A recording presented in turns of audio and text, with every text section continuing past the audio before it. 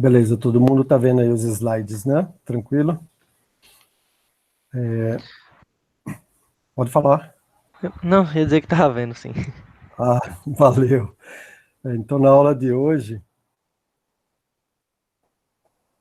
a gente continua trabalhando com imagens. Aliás, durante a disciplina toda, a gente vai trabalhar com imagens, né?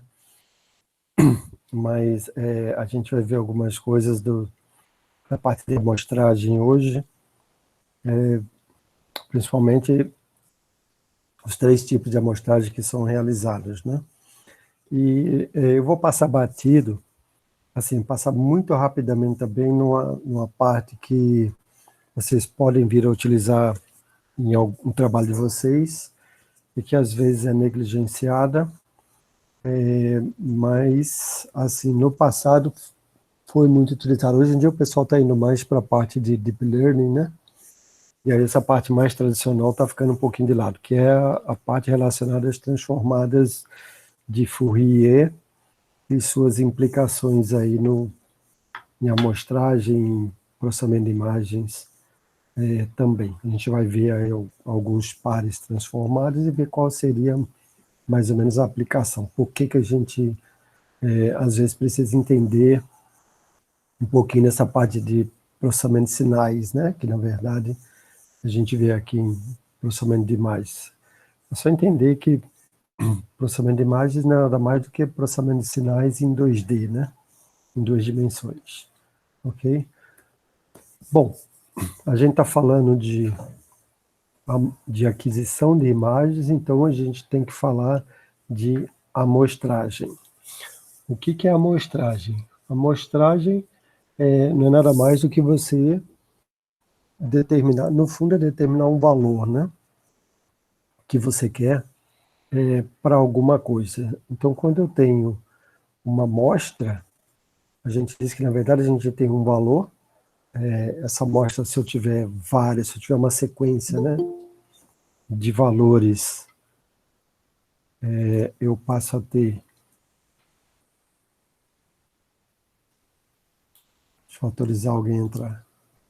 Silvan, bom dia, Silvan.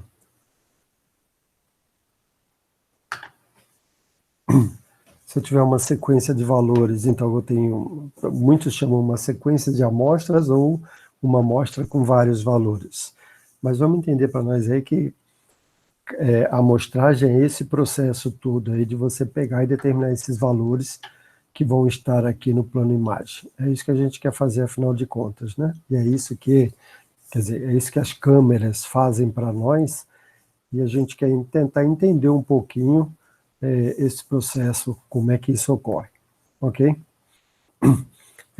Vamos revisar antes o que a gente viu mais ou menos até agora.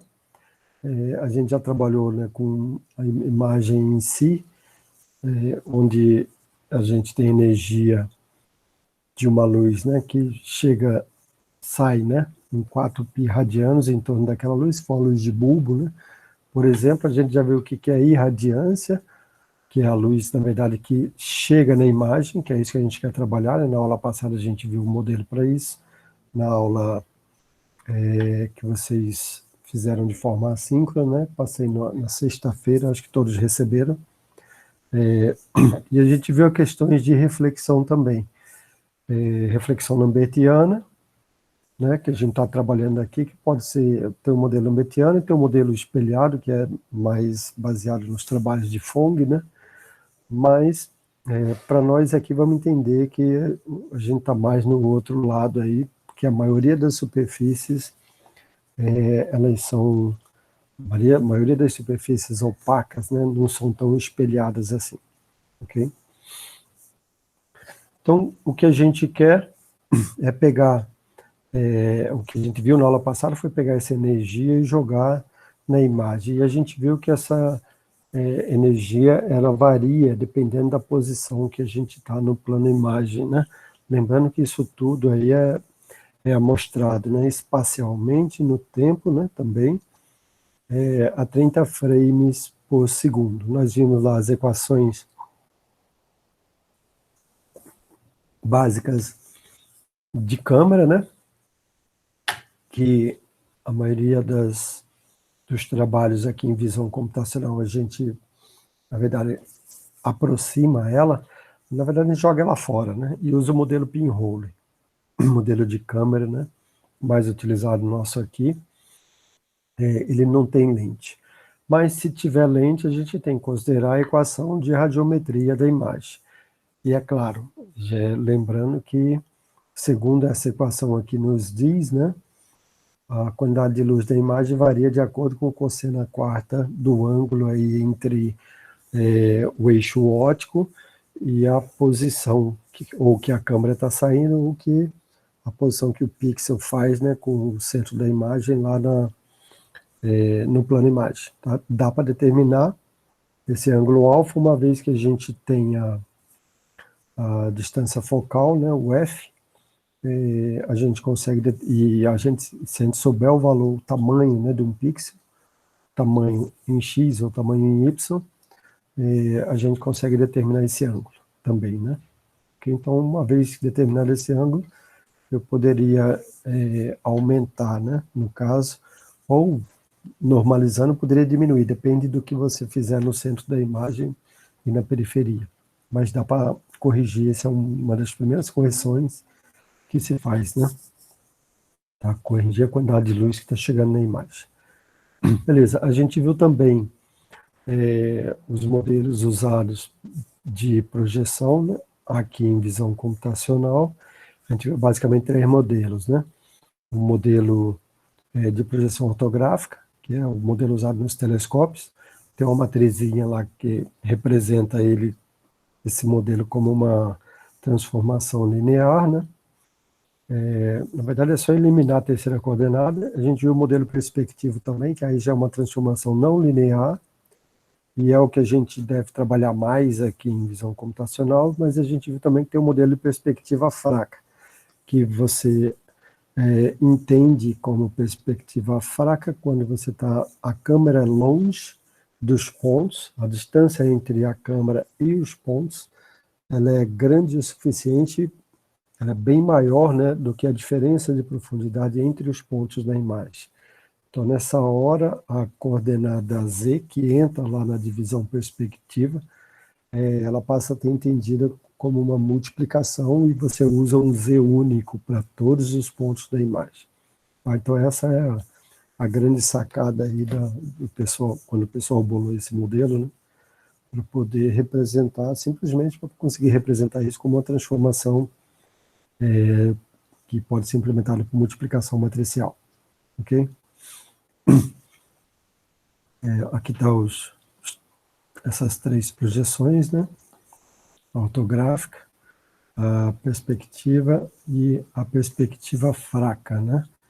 Então, se eu tiver lá uma diferença entre o ponto mais perto e o ponto mais longe, a diferença em z desses pontos na imagem, né? Um ponto subtraído do outro. Pega o ponto mais perto, o ponto mais longe, subtrai um do outro. Se essa diferença for bem pequenininha, em comparação com a distância que esses pontos estão da câmera, ele sugere aqui até uma distância aí de z' sobre 20, né? Z' então você consegue utilizar esse modelo de perspectiva fraca, ok? Legal, eu ainda falei sobre outras coisas, mas refração, etc., vamos pular por aqui. Eu acho que esse é basicamente um resumo do que a gente viu mais ou menos até então, né? E lembrando que, no nosso caso aqui, a gente tem o estímulo, né?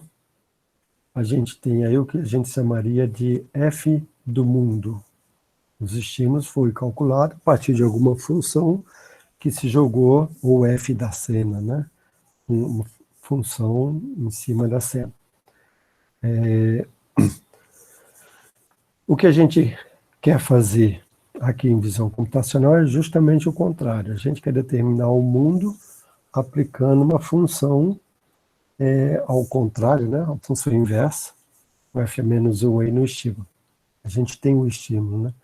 Então, a partir de uma função inversa aplicada no estímulo, a gente obteria o mundo. Se a gente entender de um ponto de vista puramente geométrico, bastaria a gente jogar uma reprojeção, né, que a gente chama, que seria o contrário da projeção, ok? Só que veja, para reconstruir o mundo lá, eu preciso mais do que isso.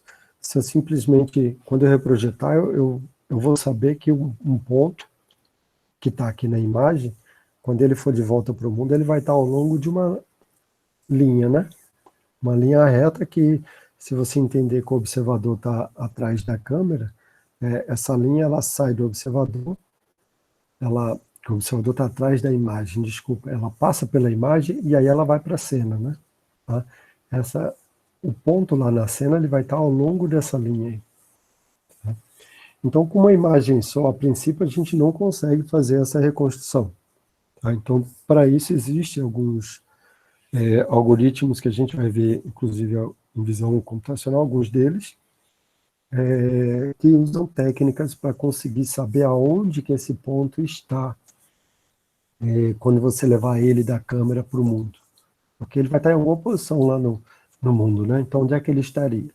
Aí existem uma sequência de algoritmos que foram desenvolvidos aí a partir da década de 80 do século passado, que o pessoal chama de Shape from X, que justamente fazem o estudo dessa inversão de percepção aí. Então, nesse caso dos algoritmos Shape from X, você tem o estímulo e você quer saber em qual posição lá no mundo que ele estava. Tá?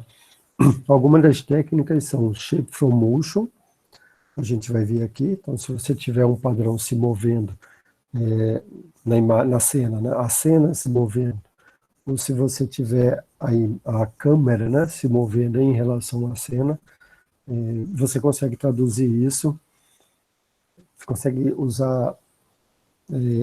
na verdade, a gente diz que existem técnicas de relaxação, que consegue pegar esse movimento e, a partir dele, calcular a inversão de percepção e determinar a posição dos objetos lá no mundo, a partir disso. Usando o movimento. A gente vai ver isso, vai ter uma aula só sobre isso. Outras técnicas que podem ser utilizadas também é, por exemplo, a utilização do foco.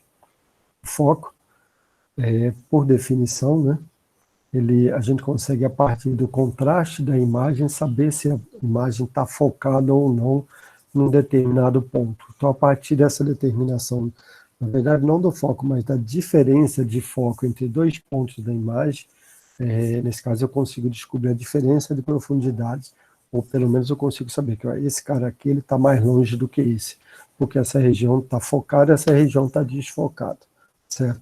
Isso é uma outra maneira, o pessoal até desenvolveu alguns algoritmos chamados Depth from Defocus, né? Na verdade, é desfocagem de um ponto em relação ao outro, né? Então, com isso a gente também consegue essa inversão de projeção. E aí, sim, existem outras técnicas que utilizam iluminação. Eu sei que a iluminação dos pontos na cena, se esse objeto ele tiver uma forma não plana, né? A iluminação vai ser não uniforme, e essa diferença do gradiente da iluminação, ela permite que a gente consiga reconstruir também.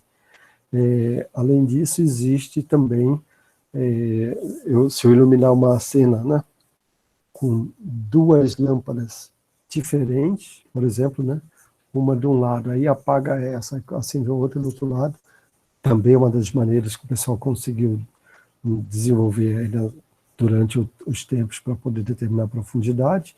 E existe também visão estéreo. No caso de visão estéreo, ou você pode entender que é a mesma câmera, né, deslocada, mas só que aí já com deslocamento maior do que no caso do movimento, você consegue ter duas visões. Então, nessa hora, se eu tenho um raio que saiu de uma câmera e um raio que saiu de outra câmera, na interseção desses raios vai estar o ponto no mundo.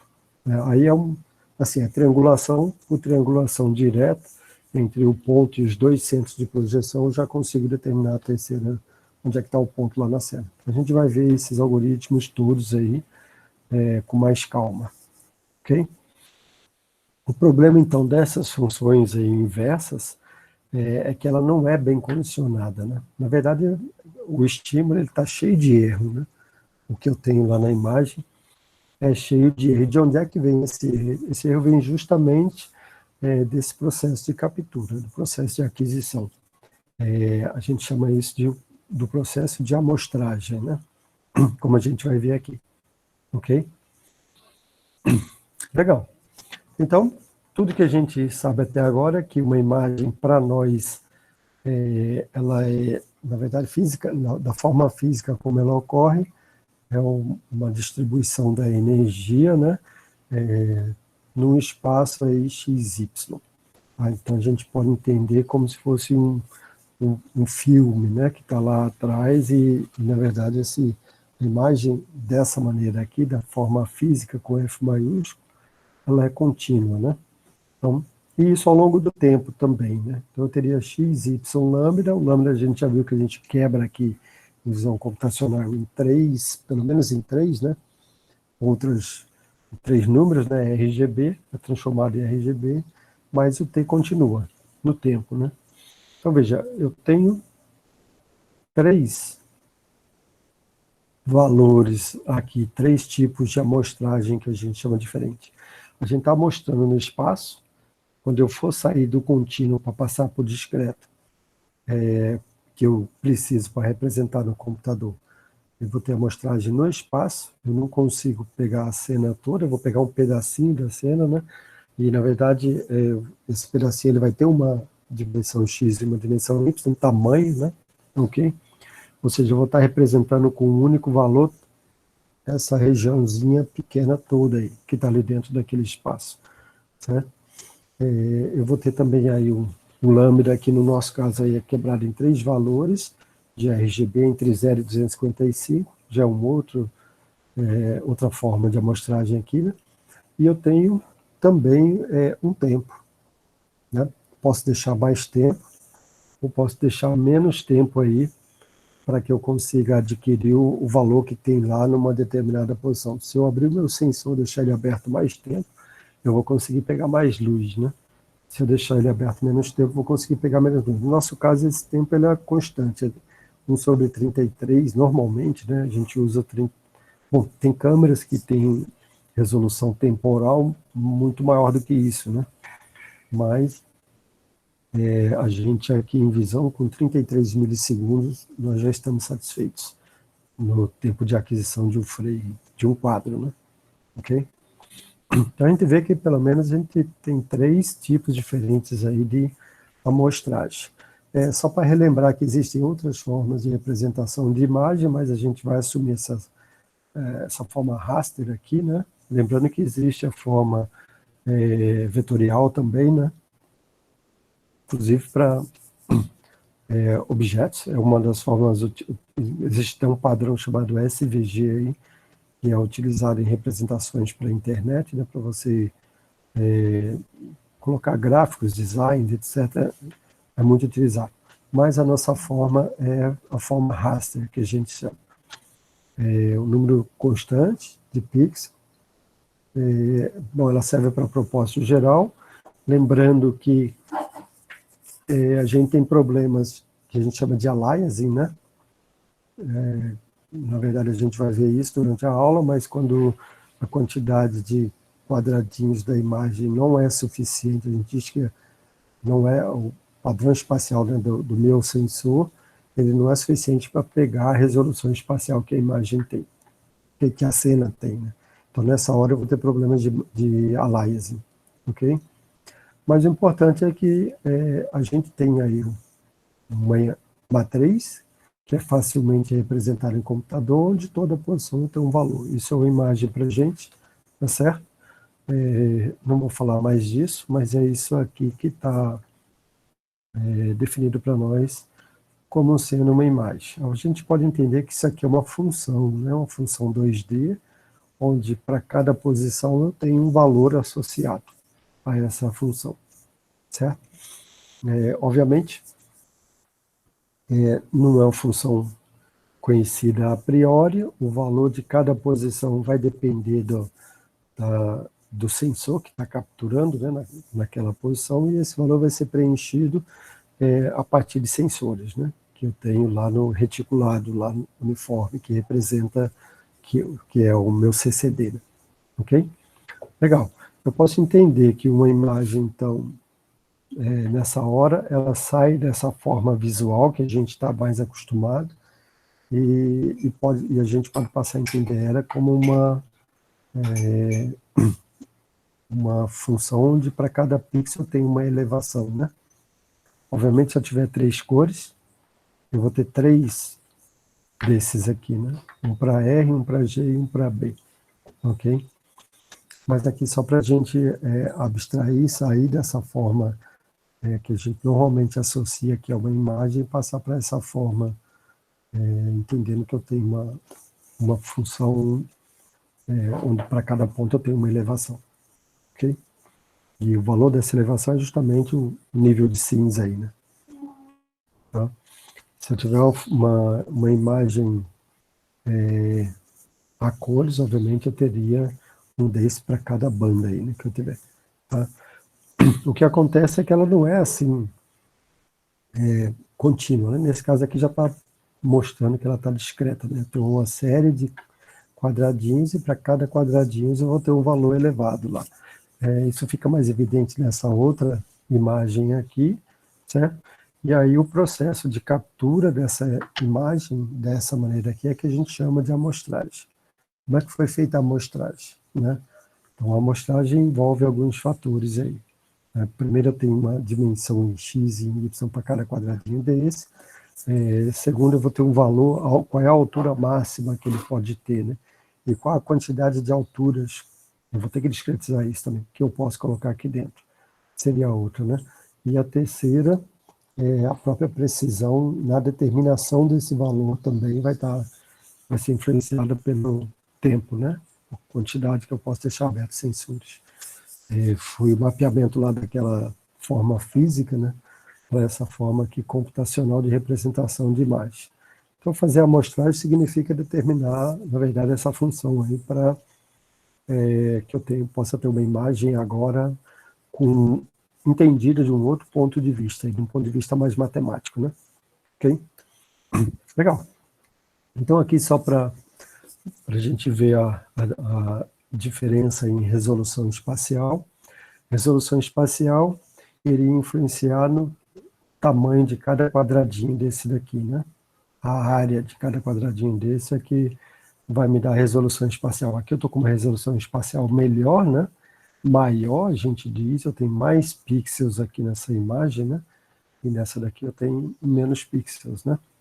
Ou seja, cada pixel está cobrindo aqui uma área diferente da imagem, né? Essa área aqui é maior do que essa área de cá, né? Então a resolução aqui é melhor, ok? Legal, essa é uma das... a gente tem ainda outra amostragem, né, que a gente chama de quantização, ou seja, quantos níveis de cinza, qual é o número de níveis de intensidade que eu tenho numa imagem ou em outra imagem, né? Eu posso ter 16 numa, por exemplo, né? E posso ter 256, que seria o que a gente normalmente adota como uma imagem true color, né? Uma imagem completa, 256 para cada nível, para cada banda, desculpa, para R, para G e para B, né? Ok? Mas às vezes em algumas aplicações, por exemplo, eu posso reduzir a amostragem com relação ao nível de cinza. Significa que eu posso quantizar, né? Eu posso diminuir o número de quantidade de níveis de cinza para que eu tenha, por exemplo, processamento mais rápido. Porque em vez de usar 256, eu posso usar 2, por exemplo, né? Com um bitmap só com um byte, né? Com um bit, um bitmap, um bit, eu conseguiria aí ter ou 0 ou 1, né? Eu já conseguiria representar, dependendo da aplicação, isso funciona. E os primeiros algoritmos de visão computacional, eles saíram dessa representação mais completa aí de 256 bits, 256 valores, desculpa, 8 bits, né? E passou para representação, aí no caso em binário, né? Ou está aceso ou está apagado. Ou é 0 ou é 1, né? Tá? e funcionaram. Inclusive, a gente teve resultados bons em robótica, na área de visão robótica, usando modelos parecidos com esse, modelos onde a quantização é menor, né? Ok? E só para você ter uma ideia do que é um histograma, o histograma eu saio pegando cada pixel da imagem e verificando o nível de cinza dele, né? Então aqui a gente tem a escala de cinza e no eixo Y a gente tem a quantidade de pixels, né? Para cada um desses níveis de cinza. Então aqui eu vou entre 0 e 255 e aqui é o número de pixels com cada um desses valores de cinza aí, de uma imagem. Obviamente, se eu tiver R, G e B, eu vou ter que fazer isso separado, né? Para R, para G e para B. Eu vou ter 3 histogramas, na verdade. A gente chama isso aqui de histograma, né? Da imagem. Okay? Então, quando a gente falar de histograma de frequência de uma imagem, nós vamos estar falando, normalmente se está falando disso. Qual é a quantidade de pixels, dependendo para cada uma das escalas de cinza. Então, aqui vai ser sempre entre 0 e 256 no eixo X. E no eixo Y, esse gráfico aqui vai variar. Esse gráfico de uma imagem nunca é igual para outra imagem. Se eu pegar uma imagem diferente, aliás, se eu pegar a mesma imagem, pegar a mesma câmera, né, e adquirir 2 imagens, sem mover ela de posição, provavelmente esse gráfico aqui vai ser não vai ser exatamente o mesmo. Mesmo assim, ele vai ser diferente. Ok? Significa que eu nunca tenho um histograma de uma imagem igualzinho de outra imagem. A menos que uma aberração, né, da natureza ocorra e você consiga fazer isso. Okay? Então, aqui, diferentes amostragens, diferentes quantizações, desculpa, só para vocês terem uma ideia. Aqui está mostrado com um bit, né, ou é 0 ou é 1. Aqui está com 2 bits. Então, aqui já tem 4 valores, né? Aqui tem 4 bits e aqui com 8 bits. Aqui tem 256 valores, né? Claro, à medida que eu aumento a quantização, mas veja, daqui de 16 para 256, assim, visualmente, a gente não tem uma diferença tão grande. Claro, agora de 1 bit para 8 bits, dá uma diferença bastante grande, né? Só que, por exemplo, aqui eu consigo identificar as bordas, né? A mesma coisa que aqui, ó. Se eu fosse identificar a borda, provavelmente eu posso trabalhar com imagem assim. Então, na hora de escolher os algoritmos de vocês, na hora de trabalhar, a gente pode usar esse tipo de coisa para acelerar o processamento, diminuir a quantização, né? Só para vocês sentirem aí aplicações disso. Ou provavelmente trabalhar com 4 bits é muito mais rápido, né, do que trabalhar com 8 bits. Ok? Aqui em cor, né, só para mostrar, aqui está com 4 bits, aqui está com 8. Essa aqui é a imagem original, né, aqui 4 bits, aqui com 8 bits. Não, desculpa, aqui 24, 8 e 4, né? Pronto, existem alguns algoritmos que conseguem sair de... Isso aqui seria o normal, né? 24 bits, 8 para cada cor dá 24. Essa aqui é a imagem como ela ocorre lá, como ela é adquirida.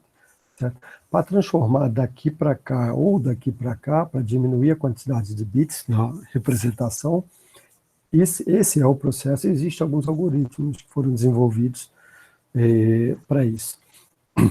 E não é simplesmente falar, vamos ver qual é o valor mais próximo que esse cara se encaixa e jogar para aquele valor, né? Fazendo isso, o resultado não vai ser visualmente agradável. Provavelmente você vai jogar erros aqui. Provavelmente, se você fizesse isso, vai ter regiões que seria fazer um corte direto, né? Se eu tenho 8 bits, eu corto os 4 bits finais, pronto, eu fico com 4 bits, está perfeito. Não é bem assim, né? Isso aí pode gerar erro. Na verdade, existe um algoritmo que modifica o valor desses pixels localmente para que globalmente se consiga ter uma visão melhor. E aí esses algoritmos a gente chama de algoritmo de quantização. Então, se algum dia vocês precisarem fazer isso, É só buscar aí na internet que vocês encontram esses algoritmos já prontos para isso. Para que visualmente a gente consiga ter uma percepção mais adequada, né, mais agradável. Ok? Não significa que isso aí vai ser o valor ali exato capturado pelo sensor, né? Esse valor pode estar ligeiramente modificado. Né? Aqui, quantização de 16 para 6 cores, desculpa, de 256 para 16, né? Usando um desses algoritmos, a gente chama de algoritmo do corte mediano. Né? Ele, na verdade, ele calcula a média dos vizinhos, e aí pega o valor médio ali e joga para aquela região, que fica até legal. Existe também aí, na amostragem, a questão temporal, que eu falei para vocês. Então, aqui, por exemplo, se a gente só abrir e fechar o sensor, pode acontecer algo com isso, né? Ou vai ser escuro ou vai ser claro. Né? Então, os sensores, eles precisam de um tempo ficar aberto para poder, nesse caso aqui, a gente deixa mais tempo aberto, ele consegue chegar mais exatamente na cor, né? Que realmente tem ali naquela região na cena, né? Ok? Então, assim, isso também influencia, essa resolução temporal também influencia na qualidade, né, final da imagem. Tá? Ou seja, o tempo de amostragem de um sensor, né, pode ser diferente de outro também, né, de uma câmera diferente de outra. A qualidade a gente tem essas câmeras que foram para Marte agora, por exemplo, não sei se vocês acompanharam. Eu sei que a nave que foi para lá tem N câmeras. E não é pouco, não. Acho que tem mais de 100 câmeras. Tem câmera para o sistema de paraquedas, tem câmera para tudo quanto é coisa, para eles acompanharem uma série de coisas. Inclusive as câmeras que vão ficar lá no robozinho, né? Que vão capturar câmeras em cor, câmeras termais, câmeras não sei o quê, né? E cada uma delas com especificações com relação à resolução temporal, quantidade de pixels, etc., cada uma diferente da outra. Talvez seja interessante, então depois eu vou procurar e passar para vocês. Acho que até tem um artigo que saiu sobre isso na Nature, só para a gente saber como é que está essa parte hoje em dia, quantidade.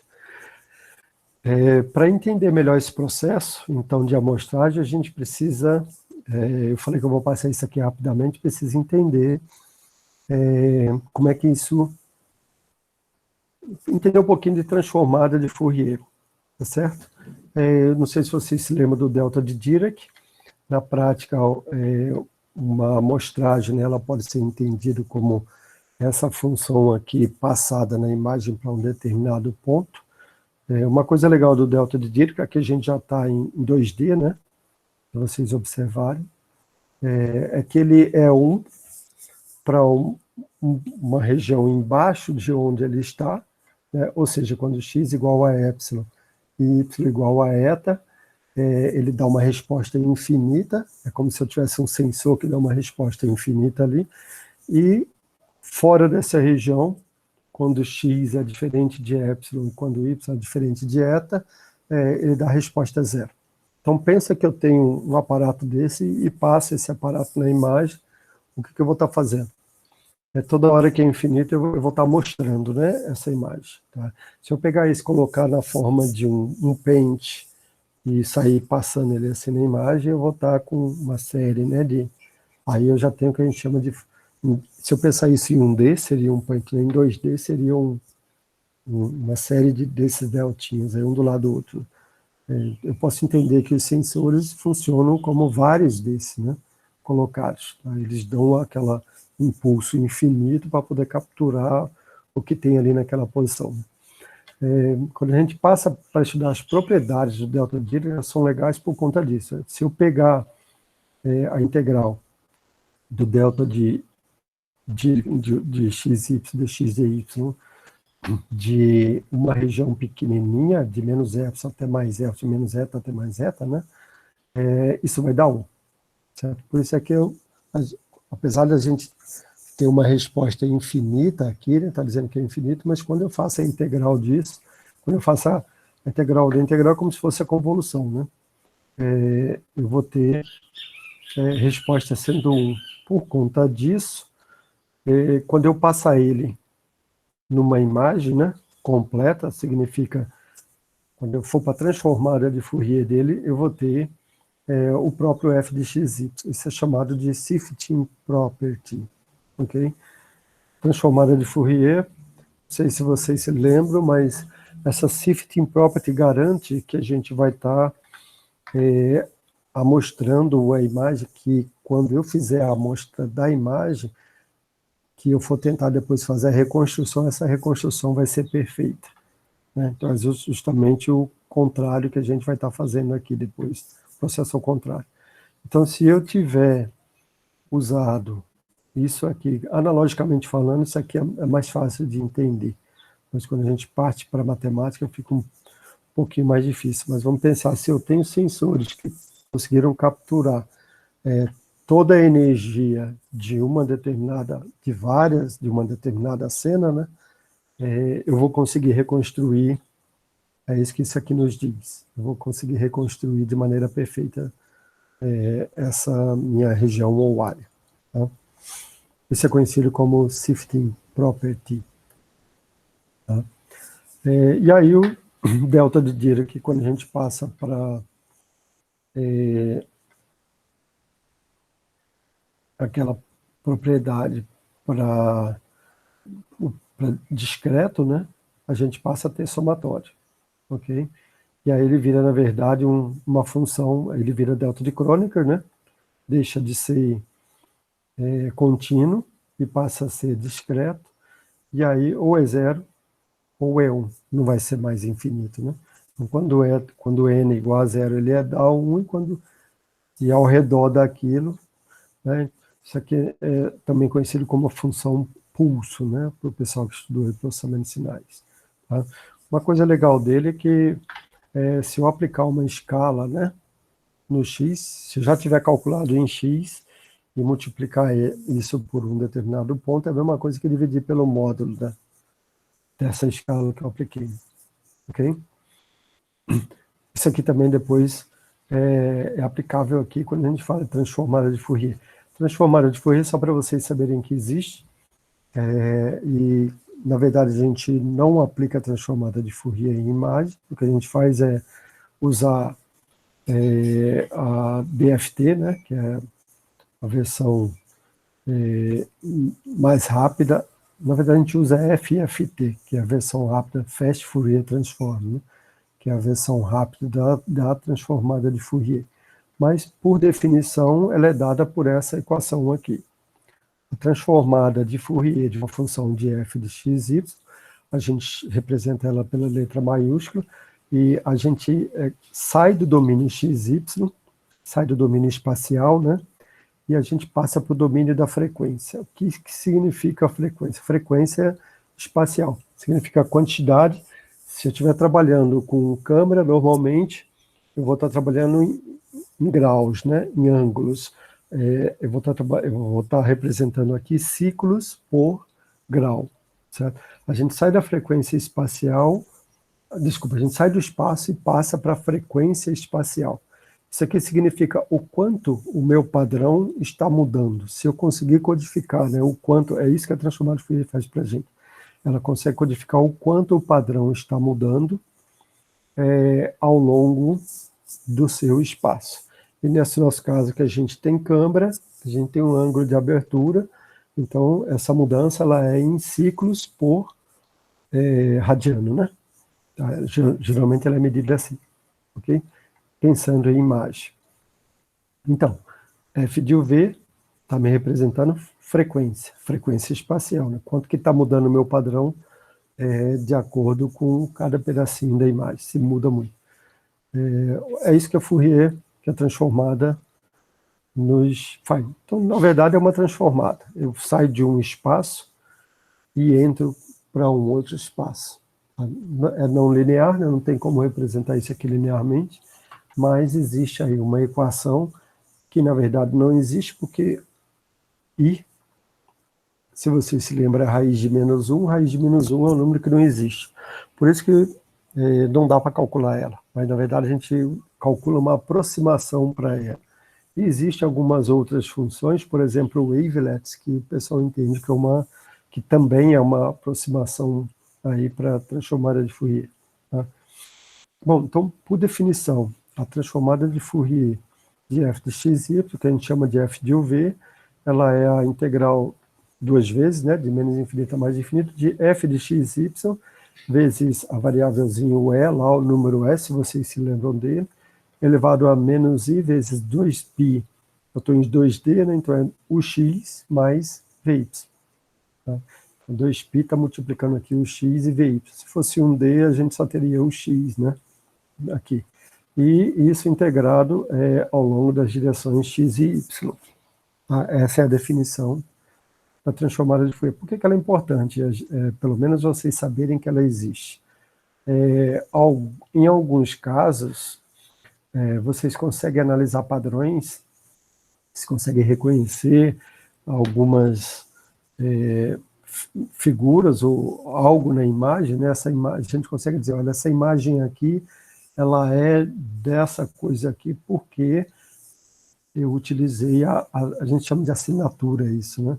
Eu peguei os padrões, eu fiz a transformada de Fourier dessa coisa aqui, e os padrões batem com o desse daqui, que eu também tenho feito. Então, ela pode ser utilizada nessa hora. Tem algumas outras aplicações também, além só dessa parte de reconhecimento, mas, basicamente, a gente consegue saber, né? A gente consegue mapear aí os padrões. A gente vai ter coeficientes, a gente chama de coeficientes, né?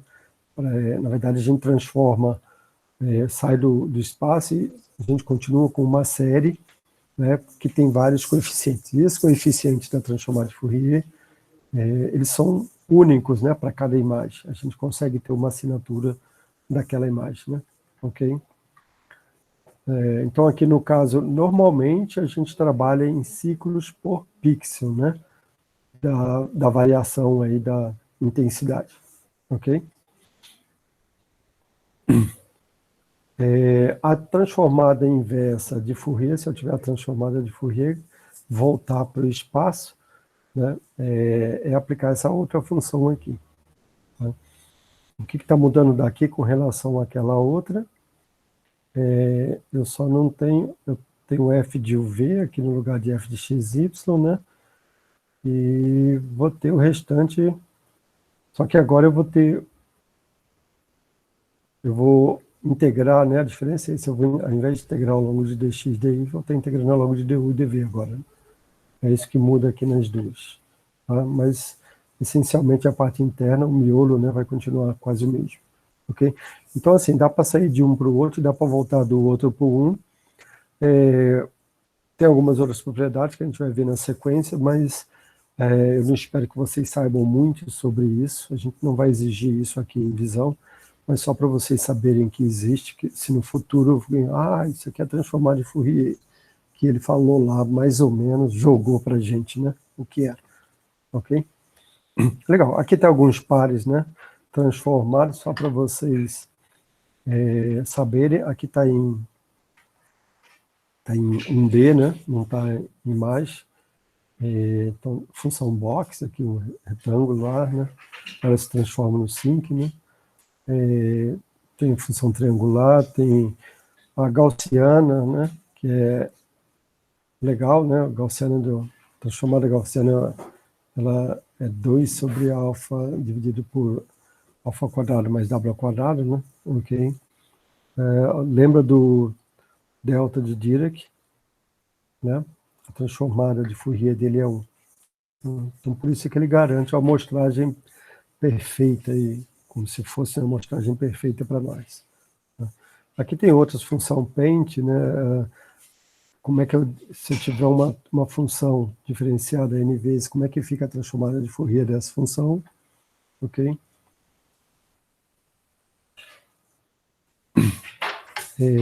Aplicação de uma escala, né? Então, se eu tiver f de ax, é 1 sobre a vezes f de w sobre a. Né? Bom, tem algumas propriedades, eu não vou entrar em detalhe em todas elas, mas uma é que me diz que para cada par transformado eu tenho uma correspondência bionívoca aí, né? Se eu sair daqui do meu domínio f de xy e fui para o domínio da frequência espacial, né? Eta1 e eta2, quando eu vou voltar exatamente para esse mesmo ponto, quando eu calcular o contrário, né? A gente chama isso de, nós temos uma correspondência bionívoca entre elas, né? Significa que existe a inversa, né, dela, e a inversa é única, ok? Sai de xy, usa a transformada de Fourier, existe a transformada -1, que vai te levar exatamente para f de xy. Com isso, você não tem perda de informação. Se você tiver f de eta1, eta2 e voltar para o espaço, você vai ter exatamente f de xy, o valor que ela tinha antes, ok? Então, às vezes é legal você transformar. Tem algumas operações que é mais fácil você fazer no domínio da frequência. Por exemplo, se eu tiver várias convoluções para fazer numa imagem, talvez seja mais jogo eu calcular a transformada de Fourier dela, trabalhar no domínio da frequência, onde, isso é outra propriedade, a convolução no domínio da frequência vira multiplicação, né? Ok? Aí eu não preciso passar a máscara lá, eu bastaria multiplicar os valores. Quer dizer, eu trabalharia no domínio da frequência e depois eu posso voltar para o domínio espacial novamente, calculando a inversa, ok? Depois de terminar de aplicar as convoluções. Isso é uma das outras propriedades. Tem uma outra propriedade que diz que ela é separável, significa posso fazer em X, posso segurar o kernel lá dentro, né? Fazer o de dentro primeiro e depois o de fora, tá?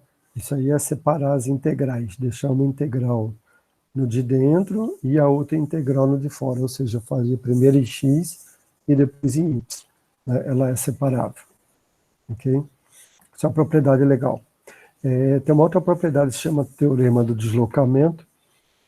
Se eu tiver uma função de f de x e tiver uma função de f de x deslocada e deslocar ela, se eu já tiver calculado a transformada para f de x, eu não preciso recalcular para f de x menos a. O que esse teorema aqui nos diz é que a transformada aplicada à função deslocada, se eu já tiver calculado a transformada na função, é simplesmente o ESP de menos IA2π vezes UA multiplicada pela transformada aqui em f de x. Ok? Tem até uma demonstração aqui disso. Depois, quem quiser, os interessados dão uma olhada. Mas, basicamente, é isso. Se eu já tiver a função transformada em f de x, eu não preciso calcular ela, não preciso recalcular a transformada em f de x menos a. Basta eu pegar o que eu já tenho e multiplicar por esse fator aqui. Né? Ok? Isso é interessante também em algumas aplicações. Já que a gente falou de convolução, a convolução entre duas funções, f e x, é dada por essa integralzinha aqui. Nesse caso aqui eu estou em 1D, se eu tiver em 2D eu teria duas integrais, né? De menos infinito a mais infinito, menos infinito a mais infinito, e aí provavelmente eu teria um f de alfa beta, né? Se eu estou em 2D, vezes g de x menos alfa e y menos beta, se tivesse em 2D, né? O que eu estou fazendo com isso? Na verdade, a convolução, depois a gente vai entrar em detalhes da implementação computacional disso. Na verdade, é como se eu estivesse pegando, eu tenho uma imagem, tenho uma máscara, eu pego essa máscara e coloco em todas as posições da imagem e faço a multiplicação dos valores da máscara pelos valores da imagem. É isso que a gente está fazendo com esse deslocamento aqui, né? Ok? O legal é que, por conta dessa propriedade anterior aqui, quando a gente passa para transformada, a convolução entre duas funções f e g não precisa ser implementada com essa operação aqui, que envolveria duas integrais, né? Envolveria esses deslocamentos aí. Ela pode ser implementada, se eu tiver elas transformadas, é simplesmente a multiplicação das duas transformadas, né? Pega uma, o valor de uma num ponto, multiplica pelo valor da outra, pronto, eu já tenho aí é isso que nos diz esse teorema da convolução, né? Ok? Isso aqui também é interessante, então, já falei ali atrás, né? E tem também o teorema da amostragem, que a gente vai ver em mais detalhe na sequência quando eu passar, mas basicamente, no teorema da amostragem, se eu tenho lá um sensor, né, que tem uma série de pontos amostrais aqui, dependendo da quantidade de variação aqui de nível de cinza que eu tiver numa imagem, espacialmente significa estar variando muito dentro de uma certa distância. Se essa variação for acima de um certo limite, eu posso não conseguir capturar, né? Com esses sensores. Eu teria que, por exemplo, se eu tivesse muita variação aqui, eu teria que aumentar a quantidade de pontinhos aqui para poder conseguir capturar. De fato, aqui eu já estou perdendo alguma coisa, né? Eu posso estar perdendo alguma coisa, ok? Com uma função dessa. Isso aí é justamente o que a gente chama de aliasing. Então, assim, tem um teorema da amostragem que nos diz que se a gente tiver uma frequência de amostragem maior do que a frequência espacial, maior do que 1 sobre alguma coisa, na verdade, maior do que a metade da frequência espacial, a gente vai perder alguma coisa dessa imagem, quando a gente amostrar. Tá? Então, idealmente, todo sensor ele tem uma resolução. Significa que se a minha imagem tiver algo acima de metade daquela resolução que o sensor tem, eu não vou conseguir capturar da maneira correta o que está lá na imagem. Então, eu vou ter problemas. Quando eu colocar isso visualmente, vocês vão entender melhor. Eu vou fazer isso mais à frente, mas isso aí também é demonstrado aqui usando, né, transformada de Fourier, mas eu vou colocar visualmente que vocês vão entender melhor, né? E para colocar isso visualmente, vamos lá. O que a gente quer fazer é adquirir imagens digitais, né? E para isso a gente precisa entender o que a gente precisa para essa aquisição. Basicamente, o que a gente tem é um sistema de aquisição, né, que consiste aí de uma certa ótica, né, uma lente, e no fundo lá a gente vai ter o que a gente chama de CCD, Charge Coupler Device. A gente tem, né, de uma maneira ou outra, o que a gente chama de frame grabber, né, que vai jogar, na verdade, vai pegar a imagem e jogar lá no computador. Esse frame grabber hoje em dia já é tudo digital, né? O CCD já está acoplado com ele, tudo junto hoje, e o que se faz é você já pega, isso aqui é analógico ainda, né? Pega analógico, já transforma para digital e já joga para o computador, ok? Então o frame grabber é como se fosse uma placa, né, de aquisição, né? Isso aqui está na câmera, CCD, da câmera, né, a gente passa para o frame grabber. O que acontece hoje em dia é que o frame grabber já está dentro aqui da câmera, já vem junto, né, e você já obtém lá a imagem final, ela já fornece, já joga para dentro do computador em formato digital, né, em valores de números, né, tá bastante evoluído hoje em dia. Okay? Então vamos lá, imaginando que a gente tem um frame grabber, um CCD aliás, de M por N, né, pontos, eu vou chamar assim, não vou chamar de pixels aqui no CCD, porque ainda não é pixels, mas na verdade o que o frame grabber vai fazer é pegar esses M por N aí do CCD, M pequeno e N pequeno, e transformar isso aí numa imagem, que é o que a gente vai ter finalmente lá no computador, né? Claro, a resolução do CCD é M por N, mas a resolução do frame grabber pode transformar isso.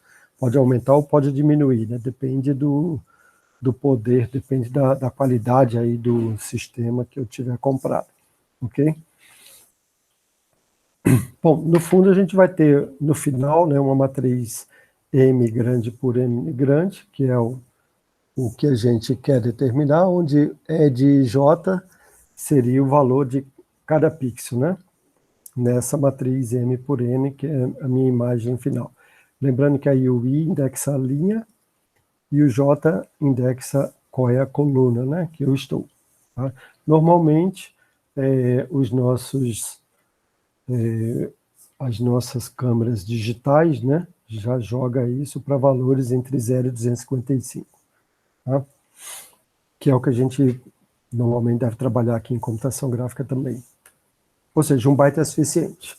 Tá? Então, assim, para transformar do CCD para o frame buffer, para jogar para a imagem, né, a gente tem o x da imagem, então, dado pelo x do CCD, vezes aquele nzinho lá, né, que é o número de colunas do meu CCD, dividido por n, que é o tamanho dessa minha imagem, né? E o y da imagem também vai ser dado por essa razão aqui, né? M pequenininho sobre n grande vezes o valor do y do CCD. Significa que o CCD pode ter resolução diferente do que a imagem, né? Tá certo? Mas na prática, n sobre n e m sobre m são esses únicos parâmetros aqui para a introdução de uma escala. Repare, eu posso aqui nessa hora também deformar a minha imagem, né? Se eu pegar uma imagem CCD que tem esse formato e trazer para um quadrado, eu vou estar deformando a imagem, né? Ok? Ou posso estar fazendo ao contrário, posso estar esticando, né? Posso estar saindo no CCD que normalmente a gente entende que ele é quadradinho e jogando para uma imagem que normalmente a gente tem imagens mais esticadas em Y, né? Tá? Sim. Tem um índice errado aí nesse x de m igual a n sobre n, mas não tem m em nenhum lugar. Aqui seria Y. Y e M. E M é de imagem. Tá certo. É só para dizer que é o Y, o X na imagem final, né, dentro do frame buffer, e o Y na imagem final. Beleza. Beleza? Aqui também a CCD é o X lá do CCD. CCD está aqui, né? Imagem está aqui, no final. Ok? CCD, frame grabber, pode ser entendido como um só. E a imagem estaria aqui, né? Na verdade, o frame grabber é que vai fazer, já vai jogar essa relação aí, né? Vai dizer qual é o tamanho dele. O frame grabber ele tem várias configurações, né? Normalmente. E dependendo da configuração que você escolher, você vai estar alterando aí o valor de M e o valor de N, né? Mas não o valor da quantidade de pontos aqui do CCD. Isso não vai ser alterado. O que vai alterar é o valor do M grande e do N grande, né? Beleza? Isso aqui só para a gente entender que a gente já tem algo aí a ser calculado, a partir do CCD já tem alguma coisa para calcular, né? Aqui em visão computacional. Ok? Então, entendendo que o CCD tem N vezes N células, e entendendo que o frame buffer tem M vezes N, né? Algumas coisas podem acontecer aí, tá? O que a gente pode ter, na verdade, é que um padrão meu que está... Na verdade, o CCD mesmo já pode aplicar essas aberrações, né? Dependendo da construção dele, se ele tiver... Posso ter aberrações em X ou em Y. Então, tudo isso aí, na verdade, deve ser compensado. Isso aqui só para a gente entender que isso pode ocorrer. Então, aqui, por exemplo, saindo de um... Se eu tiver um frame buffer do mesmo tamanho do CCD, está tranquilo, né? Mas se eu tiver um frame buffer com um CCD menor, né? Eu posso estar com coisas desse tipo aqui, ó, acontecendo, né? Ok? Gerando isso aqui, ou, né? Nesse caso aqui, ó, saindo do CCD e vindo para cá, ou saindo para cá, eu posso estar gerando coisas diferentes. Ok? Mas normalmente isso aí, para nós aqui, você só vai entender isso quando você estiver realmente trabalhando com o que a gente chama de determinação de escala e posição absoluta. Nessa hora você vai... Porque visualmente a gente não consegue perceber isso. Você está assistindo uma TV, você não consegue, se o quadro ficar quadrado, você vai entender que a pessoa está lá, é a mesma pessoa que estava antes, quando o quadro era 16:9, né? Tá? Você não... Normalmente esses fatores de escala, para a gente, para nós seres humanos, a gente meio que passa imperceptível por eles. Mas assim, em se tratando de cálculos e em necessidade de determinação de distâncias, etc., na cena, isso influenciaria. Tá? Então, essa primeira distorção aqui é do CCD para imagem, lembrar que ela existe, né? E aí, a amostragem para nós, ela inicia-se lá no CCD, né? Se a gente entender que a distância entre os elementos do CCD vertical e horizontal é a mesma, no caso lá daquele teorema que eu coloquei para vocês antes, a gente sabe que a menor distância, que a menor resolução espacial, melhor frequência, melhor espacial que a gente consegue pegar é uma resolução, uma frequência espacial que tenha 1/2 lá da distância entre o CCD. Então, se eu tiver um padrão que está mudando a uma distância menor do que metade da distância entre o CCD, eu não vou conseguir, é isso que a gente está dizendo aqui, eu não vou conseguir captar esse padrão. Se a mudança, se eu tiver uma linha vertical, por exemplo, que está num quadro, depois pula num CCD, numa das células, né, do CCD, depois ela pula 2 e eu tenho de novo, depois ela pula 2 células, eu tenho de novo. Esse padrão está se repetindo, eu vou conseguir capturar. Agora, se eu tiver um padrão que venha cá para uma célula, depois para a próxima, quer dizer, quando eu passar de 2 células para baixo, eu já posso perder. Né? Eu já vou estar capturando coisas que não são a verdade, não é o que está lá para mim amostrar. Isso é a ocorrência de alias, que a gente chama. Deixa eu colocar isso visualmente, para que vocês vão entender melhor. Imagina que eu tenho, esse aqui é o padrão, que está lá na minha cena, né, que eu estou visualizando. Eu tenho 1, 2, 3, 4, eu tenho 5 linhas, e o meu CCD tem lá 1, 2, 3, 4, 5, 6, 7, 8, 9, 10, 11, 12 linhas, né? O importante é que a distância entre uma e outra linha, ela é bem maior do que a distância entre uma célula e outra do meu CCD.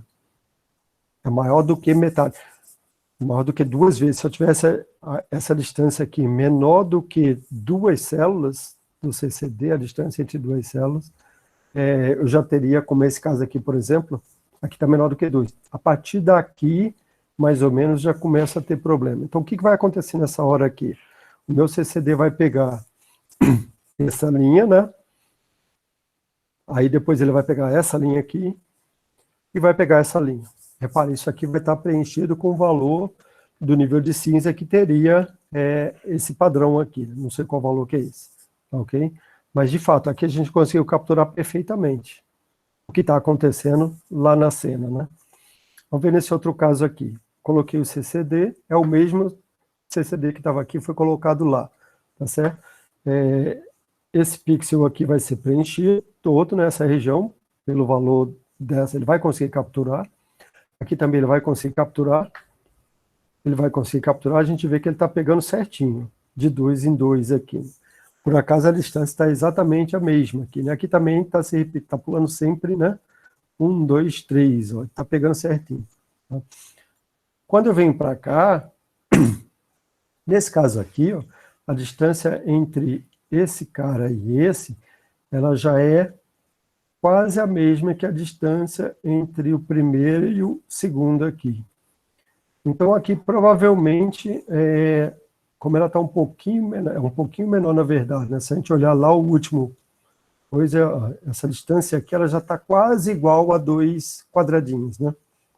Até aqui a gente consegue pegar bem ainda. De fato, né? Quando eu jogo no CCD, ele pegou certo, né? Ok. Já nesse caso aqui, quando eu coloco CCD, a minha frequência espacial, essa quantidade de padrões que eu tenho, ela é menor do que 2 vezes o tamanho aqui do meu espaço do CCD, né? Tá? De fato, ó, se eu pegar a distância entre esse cara e esse, ela está menor do que a distância daqui até aqui. Então, nessa hora aqui, eu já vou pegar a coisa errada. O meu CCD já não vai conseguir pegar a frequência espacial que eu tenho lá na cena. Não sei se vocês conseguiram perceber isso. De fato, quando eu faço a amostragem aqui, ó, que eu já estou com erro. Né? Eu já introduzi alias, né, que a gente chama. Tá? Aí ele pula um pixel, de novo, ó, introduziu alias. Aqui pegou certo, aqui já introduziu alias também. Aqui é pior ainda, né? Então, o que era para ser 1 e 1, ele simplesmente criou umas aberrações aqui, que não é o correto, né? Então, é isso. Na prática, eu acho que vocês entendendo dessa maneira é mais fácil do que talvez entender pelos cálculos que estava lá anteriormente, né? Não sei se todo mundo entendeu isso, tranquilo? É isso que está explicado aqui nesses slides, até chegar lá. Então, se eu tiver frequências espaciais que seja até metade da distância entre a distância do CCD, está tranquilo. Agora, a partir do momento que a minha frequência espacial começa a diminuir de lá, eu começo a ter problemas. Essas frequências, na verdade, elas são filtradas. Então, assim, normalmente, quando o cara planeja aí um CCD, ele planeja ele com uma resolução suficiente para... E aí ele diz, ó, até uma certa distância, eu garanto que esse sistema meu ele não vai ter alias. A partir dessa distância, aí a minha frequência de captura já não garante isso. Ok? Na verdade, a mudança espacial, né, do padrão, o quanto ele está mudando, é que vai te dizer a mudança entre uma posição e outra, né, entre os dois vizinhos, a distância entre esses dois vizinhos e a mudança que está ocorrendo, você pode não capturar, dependendo do seu sistema de aquisição, né? Isso gera problemas em algumas imagens, principalmente imagens de xadrez, por exemplo.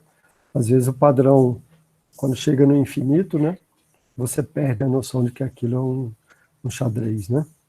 Ok? Então isso aqui eu coloquei mais para vocês entenderem aí essa questão do aliasing, certo? Além desse problema de alias, a gente sabe, e eu falei lá no início, né, que toda imagem, ela nunca é a mesma. Você sempre vai ter um erro aí associado. E esse erro é devido a fatores diversos, né? Você tem, se a gente for para a literatura de erros, a gente tem o que a gente chama de erros sistemáticos e erros não sistemáticos. Então, a maioria deles são não sistemáticos, né? Os sistemáticos você consegue corrigir, né?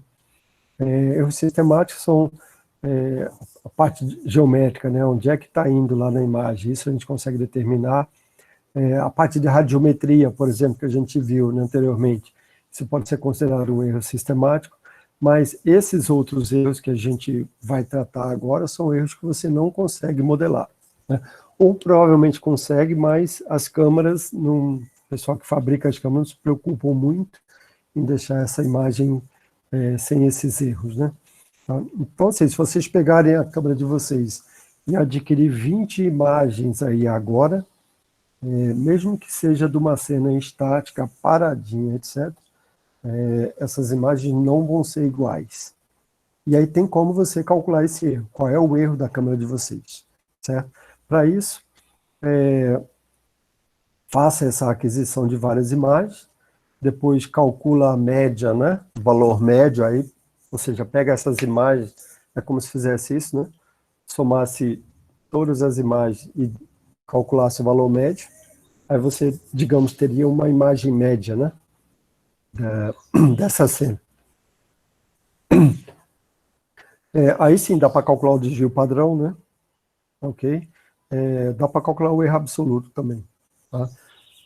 Desvio padrão, acho que vocês sabem lá as formas normais, mas para quem não lembra, tem aí se eu estou variando de 0 até n, por isso que a gente colocou 1 sobre n menos, seria 1 sobre n mais 1 aqui, né? Eu acho. Se eu tenho n mais 1 frames. ok? Bom, mas normalmente a gente despreza, joga o primeiro e o último, talvez seja por isso que tenha esse N-1 na forma, aqui. Tá? Mas, enfim, calcula lá o desvio padrão, e aí você consegue, né, coloque essa sua imagem média aí, a média das 20, provavelmente vai estar aqui, né, e coloca aí vou pedir para vocês fazerem isso. Pega uma linha só da imagem, não precisa ser da imagem toda, então esse aqui seria um gráfico 3D, né? Pega uma linha, a linha central da imagem, né, pode ser essa, e aí vocês mandam plotar os valores da média, né, ao longo dessas 20 imagens para essa linha central, e aí sim, soma com aquele desvio padrão, subtrai desvio padrão, para vocês terem uma noção melhor do erro que a câmera de vocês tem. Normalmente esse é um procedimento bem simples, mas assim, é algo que antes de você começar a trabalhar, sempre você deve fazer isso, né? Determinar o erro das médias, o erro da sua câmera, ok?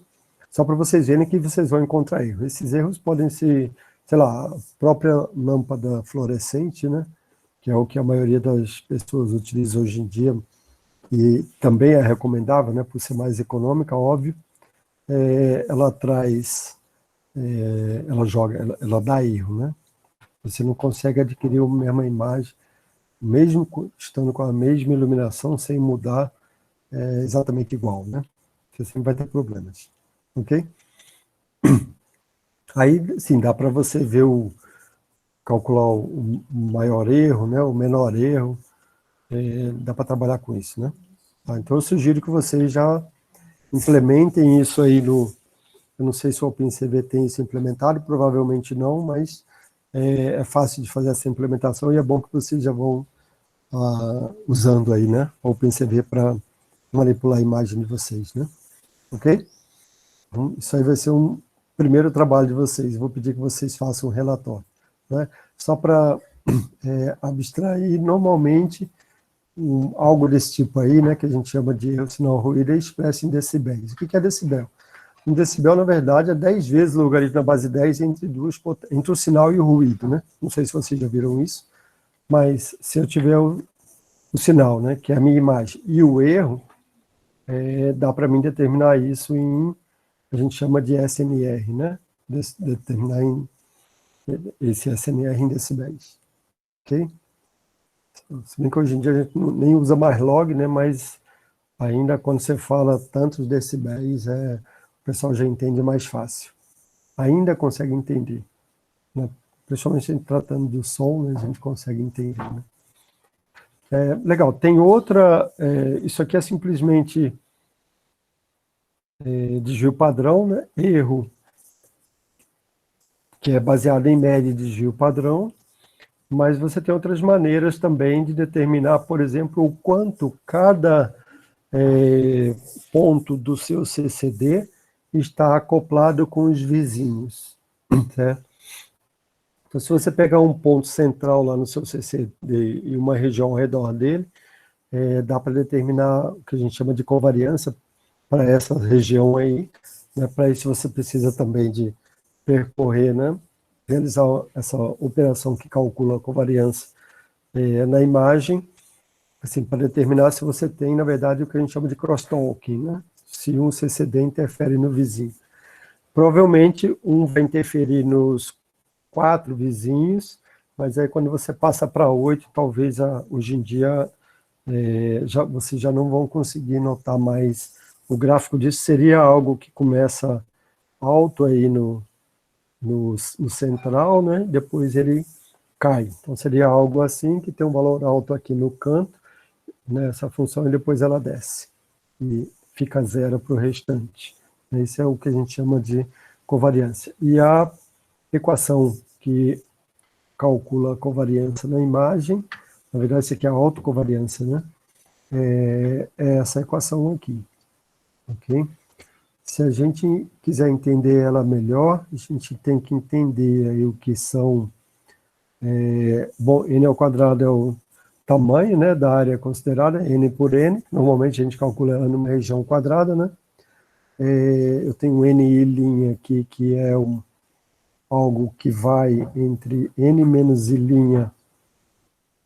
i' está definido aqui.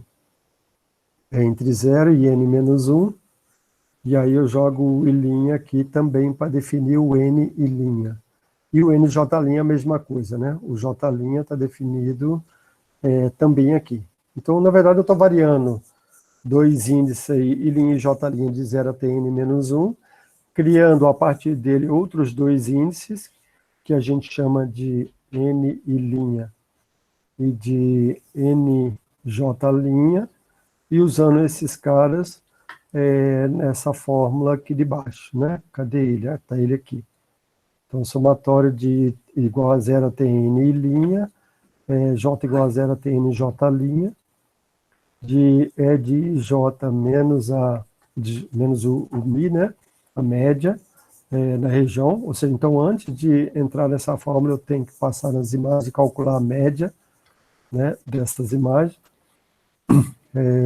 e aí sim, isso multiplicado por E de I mais I', então o próprio I' está entrando aqui também, né, de volta, tanto o I quanto o I', né. Lembrando que o I está variando aqui de 0 até N I', né, então assim, está dizendo isso, para cada ponto, eu estou pegando de um ponto até ele, de ele até um pouquinho mais à frente. Eu estou fazendo uma variação ao redor desse ponto para considerar esse cálculo aqui que está sendo feito. Tá? Depois vocês deem uma olhada melhor nessa equação, tentem entender ela melhor, se não entender ela perfeitamente não tem problema, só, eu acho que deve ter isso aqui implementado em OpenCV, mas se não tiver dá para implementar também, a covariância. Isso aqui vai te dizer o quanto cada célula, né, do seu CCD está acoplada ou não, o quanto ela altera o valor das vizinhas, se tem crosstalk, né? Tá? É outra coisa também que vocês podem calcular aí para determinar. Na verdade, isso aqui tem outras aplicações, né? Mas aqui na nossa disciplina a gente vai usar isso para verificar se essas nossas amostras, aí vamos pegar essas amostras médias, né, que a gente já acabou de fazer para determinar o erro lá, e elas mesmas podem ser utilizadas para determinar a covariância também. Ok? Então é outra coisa que o gráfico dela, então, como eu disse, vai ser algo parecido com isso, mas aqui está, essa posição aqui teria um valor mais alto. Ok? Eu não consegui fazer isso. Pega isso aqui e joga para cima. Normalmente vai ser 0 aqui para fora, né? E vai ser alto aqui. Se tivesse mais interferência, eu teria uma região ao redor mais alta, né? Então, quanto mais eu tiver só um único ponto aqui com valor alto, menos interferência eu vou ter aí entre os pixels da minha imagem e os vizinhos, né? Ok? Então, quanto o brilho, né, de uma região interfere no vizinho. Isso é um problema sério, às vezes, dos sistemas de aquisição, mas, assim, nas câmeras de hoje em dia, isso já não é um problema mais tão sério. Ok? Eu vou parar por aqui na aula de hoje, e na aula que vem a gente volta a partir daqui. Paramos de câmera, mas eu vou lá para os últimos slides para colocar esses trabalhos práticos aí para vocês. O primeiro, eu gostaria que... esse primeiro já tem... É só vocês pegarem na literatura e pega aquela tabelinha lá que eu coloquei para vocês e gera os gráficos daquelas funções e as transformadas de Fourier. Tá? Isso tem na literatura, acho que vocês conseguem fácil isso, mas eu queria ver cada um, pelo menos, entendendo lá os dois, a função e a transformada visualmente. A gente viu elas, mas em forma de equação lá atrás, né? Exatamente aqueles que estão lá naquelas... Mostrei duas tabelas, né, das funções e as transformadas. E também fazer essa aí que a gente acabou de falar anteriormente do erro, né? E pega uma linha da imagem, pode ser a linha central, e plota aí o valor da linha, o valor mais o desvio padrão, o valor menos o desvio padrão. só para vocês notarem que a câmera de vocês vai ter. Então, eu gostaria que vocês colocassem esse gráfico plotado no relatório, como a gente viu aqui, né? Aqui, ó. Semelhante a esse. Só que a de vocês vai ter também o valor médio, o valor aqui, né? Da média de todas as 20 amostras, aqui no meio, ok? Além disso, calcular a autocovariância, né? Sim, aí coloca outros dados lá. Qual é o nível de cinza mínimo que vocês têm nas imagens? Vocês vão ver que não vai ser zero. Vai estar próximo de zero, mas não vai ser zero. O máximo também não vai ser, para cada cor, né? Não vai ser 255, vai ser algo abaixo disso, né?